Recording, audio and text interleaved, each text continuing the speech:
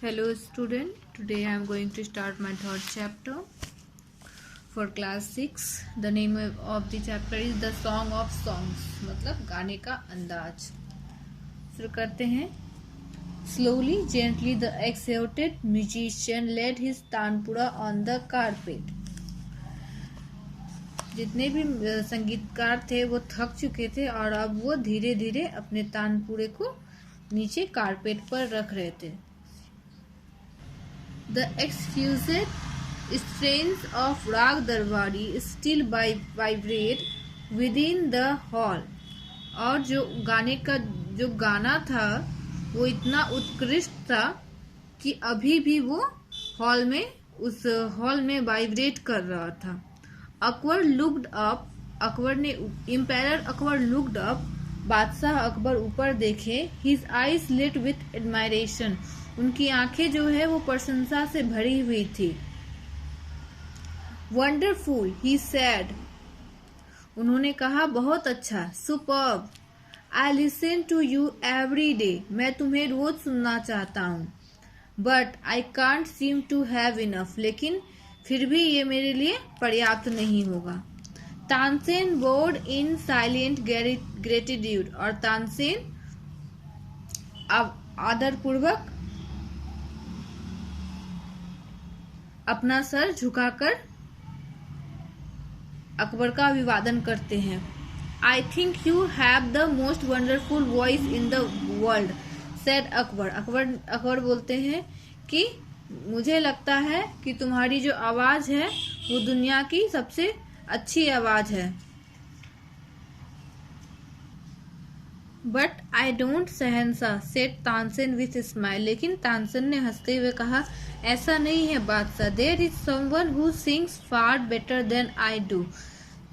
कोई है जो मुझसे बहुत अच्छा गा सकता है. Really, cried disbelieving Akbar. Akbar ने आश्चर्यचकित होकर बोला सच में क्या. Then I must have him sing in my court. तो मैं चाहूंगा कि वो मेरे दरबार में आकर गाए. Can you arrange it. क्या तुम ऐसा कर सकते हो. तानसेन सुक हिज हेड. तानसेन अपना सर खुजाता है. I am afraid he will not come sir. वो बोला मुझे डर है कि वो यहाँ नहीं आएंगे. What? Not even if he hears that the emperor himself summoned him. क्या वो तब भी नहीं आएंगे जब उन्हें ये पता चलेगा कि बादशाह अकबर ने उन्हें बुलाया है. No, not even then. नहीं, वो फिर तब भी नहीं आएंगे. This reply would have enraged any other emperor. और ये उत्तर किसी भी राजा को उत्तेजित कर सकता था. But Akbar was different. लेकिन अकबर अलग थे. वेरी वेल उस्ताद जी. बहुत अच्छे उस्ताद जी, सेड अकबर. अकबर ने कहा.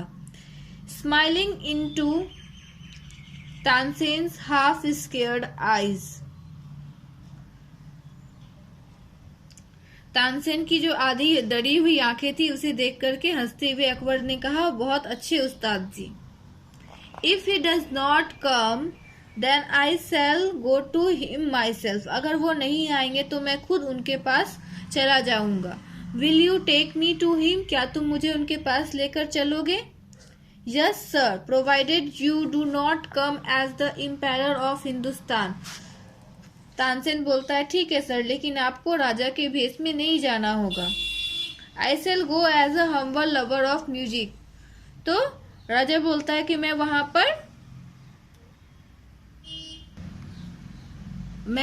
पर संगीत का प्रेमी बनकर जाऊंगा.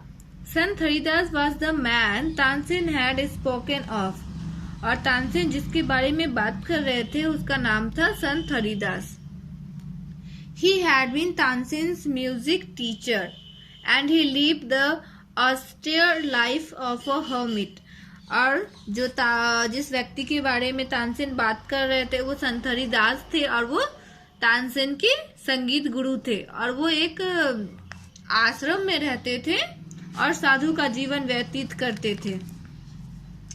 When Tansen and Emperor reached his hut, he was busy with his daily course. जब तानसेन और अकबर उसके झोपड़ी के पास पहुंचे तो वो अपने डेली के काम में बिजी थे. When they asked him to sing a song, he smiled but said firmly.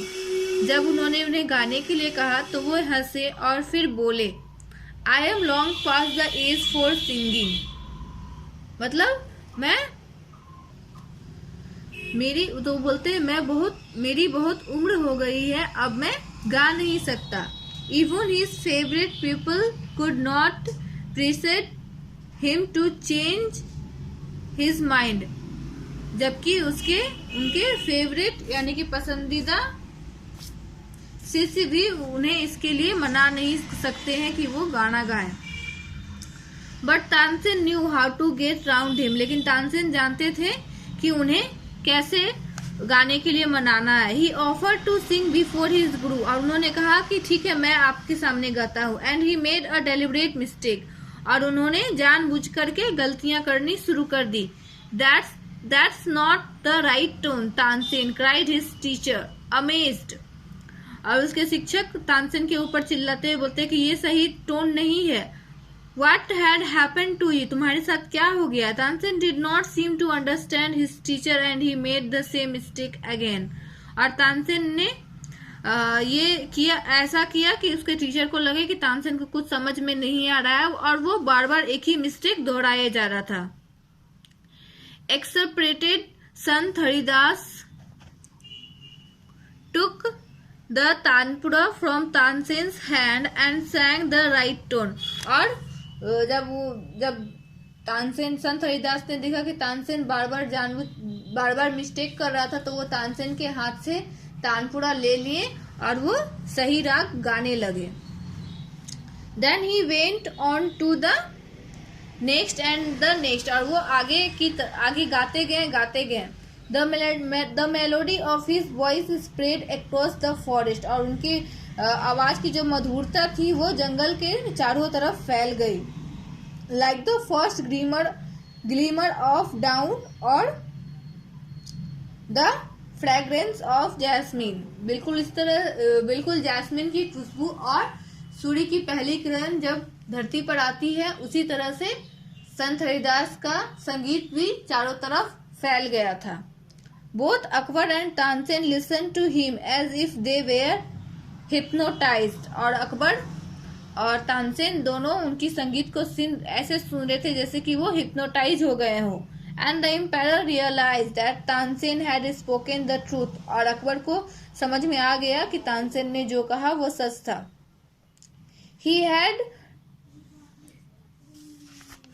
He had not known that music could be like this. और उसे पता he had not known that music could be like this. और वह नहीं जानता था कि संगीत ऐसा भी हो सकता है. He had certainly never heard anything like it before. और इससे पहले उसने ऐसा कभी सुना भी नहीं था. As they walked back, the emperor suddenly broke the silence to ask Tansen, "Why can't you sing like him, उस्ताद जी?" और जब वो लोग वापस आने लगे तब बादशाह ने अपनी चुप्पी तोड़ी और वो तानसेन से पूछ बैठे कि तुम ऐसा क्यों नहीं गा सकते हो उस्ताद, आप ऐसा क्यों नहीं गा सकते हो उस्ताद जी. तानसेन स्माइल. तानसेन हंसते हैं. शहंशाह, I sing at your command, the command of the empire of Hindustan. तो वो बोलते हैं, तानसेन बोलते हैं कि शहंशाह, मैं आपके आदेश पर गाता हूँ, हिंदुस्तान के बादशाह के आदेश पर गाता हूँ. But Guruji sings for one who is the king of Kings. लेकिन गुरुजी उनके लिए गाते हैं जो राजा के भी राजा हैं. His music springs from the depth of his soul. उनका जो संगीत है वो उनके अंतर आत्मा से आती है. फ्री एंड अनसेक्ट फोर, जो कि पूरी तरह से आजाद है और बिना किसी के बुलावे. How can my music hope to reach those heights, तो मेरा संगीत उस ऊंचाई को कैसे छू सकता है। एक बार ये स्टोरी शुरू से बता देते हैं। इसमें होता क्या है, बादशाह अकबर संगीत सुन रहे होते हैं और जब सारे दरबारी संगीतकार थक जाते हैं तो वो अपना तानपुरा नीचे रखते हैं, लेकिन उनका म्यूजिक इतना उत्तम था कि अभी भी जहाँ पे वो लोग म्यूजिक गा रहे थे, संगीत गा रहे थे, वहां पे अभी भी उनका संगीत वाइब्रेट कर रहा था। अकबर की जो आंखें थी वो प्रशंसा से चमक रही थी। अकबर बोलते हैं कि अगर मैं तुम्हें हमेशा रोज सुनूं फिर भी ये मेरे लिए पर्याप्त नहीं होगा। तो तानसेन उन्हें शुक्रिया अदा करते हैं। फिर अकबर बोलते हैं, I think you have the most wonderful voice in the world. Akbar बोलते हैं कि मेरे ख्याल से कि दुनिया में सबसे खूबसूरत आवाज तुम्हारा ही है। लेकिन तानसेन मना करते हैं, बोलते कि नहीं, ऐसा नहीं है, कोई है जो मुझसे भी बहुत अच्छा गाते हैं। अकबर को विश्वास नहीं होता है तो वो बोलते हैं, अगर ऐसा है तो उसे मेरे दरबार में लेकर के आओ, मैं उसे सुनना चाहता हूँ। तानसेन बोलते हैं कि नहीं, वो नहीं आएंगे। फिर अकबर बोलते हैं, अगर उसे ये पता चलेगा कि बादशाह ने उन्हें बुलाया क्या, फिर भी वो नहीं आएंगे। तो तानसेन बोलते हैं, नहीं, फिर भी वो नहीं आएंगे। तो ऐसा अगर कोई किसी और राजा को इस तरह से बोलता कि आपके आदेश पर कोई नहीं आएगा तो किसी भी राजा को गुस्सा आ सकता था, लेकिन अकबर को गुस्सा नहीं आया। वो फिर बोलते हैं, ठीक है, अगर वो नहीं आएंगे तो हम खुद उनके पास चले जाते हैं। तो तानसेन बोलते हैं कि ठीक है, आप चलेंगे, लेकिन आप राजा के भेष में नहीं जाएंगे। तो ये बोलते हैं, ठीक है, मैं वहां पे संगीत का प्रेमी बनकर जाऊंगा। और जो तानसेन जिसके बारे में बात कर रहे थे वो तानसेन के गुरु थे, संगीत गुरु थे संत हरिदास, जो कि अब जंगल में रहते थे और एक साधु का जीवन व्यापन करते थे। जब तानसेन और अकबर उनके पास पहुंचे तो वो अपना डेली वाला वर्क कर रहे थे, यानी कि अपनी दिनचर्या को कंप्लीट कर रहे थे। जब दोनों ने उन्हें गाने के लिए कहा तो उन्होंने मना कर दिया, बोले कि मेरी उम्र हो चुकी है, अब मैं गा नहीं सकता हूँ। तो तानसेन ने उन पर प्रेशर डाला कि आप गा दीजिए, लेकिन फिर भी उन्होंने मना कर दिया। फिर तानसेन बोलते हैं कि ठीक है, आप नहीं गा रहे तो मैं ही आपके सामने गाता हूँ। और तानसेन जानबूझ के बार बार एक ही मिस्टेक कर रहे थे। गुरुजी उनके ऊपर बोलते हैं कि ये सही राग नहीं है, लेकिन तानसेन मानते नहीं है। तानसेन बार बार एक ही मिस्टेक करते हैं। फिर गुरुजी क्या करते हैं, उनके हाथ से तानपुरा लेते हैं और फिर वो खुद बजाने लगते हैं। और जब वो बजाना स्टार्ट करते हैं तो वो बजाते जाते हैं और उनकी जो वॉइस, उनका जो संगीत था वो पूरे जंगल में जैस्मिन की खुशबू की तरह फैल गया था। जैसे सूरज की पहली किरण पड़ती है और वो चारों तरफ फैल जाती है, बिल्कुल उसी तरह से उनका संगीत भी जंगल में चारों तरफ फैल गया था। बादशाह अकबर और तानसेन दोनों हिप्नोटाइज हो चुके थे उनके संगीत को सुनकर। फिर अकबर बोलते हैं तानसेन से कि तुमने सही कहा था, इस तरह का संगीत मैंने पहले कभी नहीं सुना और ऐसा कोई संगीत किसी को आता भी नहीं है। फिर दोनों संगीत सुनने के बाद वापस जाने लगे। रास्ते में राजा बोलते हैं तानसेन से, अकबर बोलते हैं तानसेन से कि तानसेन तुम ऐसा इस तरह से क्यों नहीं गा सकते हो ऐसे। तानसेन फिर बोलते हैं, शहंशाह, मैं आपके आदेश पर गाता हूँ, जो कि मुझे एम्पायर ऑफ हिंदुस्तान यानी कि हिंदुस्तान के शहंशाह के आदेश पर मैं गाता हूँ, लेकिन मेरे जो गुरुजी हैं वो राजाओं के राजा के लिए गाते हैं। उनका जो म्यूजिक है वो बिना बुलावे आता है। उनका म्यूजिक पूरी तरह से आजाद है, वो अपनी अंतर आत्मा से गाते हैं। तो मेरा जो संगीत है वो उनके संगीत की ऊंचाई तक नहीं पहुंच सकता है। That's it. This is the story. Next time इसका क्वेश्चन आंसर कंप्लीट हो जाएगा। ओके देन, ठीक है।